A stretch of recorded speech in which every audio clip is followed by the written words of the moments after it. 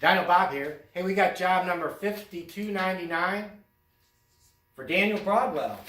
And what he's working on is a Ford Focus. And he just bought this kit, a PowerWorks kit. Pretty awesome. It's intercooled. And we did some stage 8 porting. And these are difficult to do, you know, to get in there. Very difficult to do. But you can see we're going to cosmetically make it like new. We always do. It's going to look brand new. It's ported. Completely rebuilt with coated rotors. So anyway, just wanted to show you the project. We're in the middle of it, and I'll show you some more tomorrow when it's painted up. It's going to go together.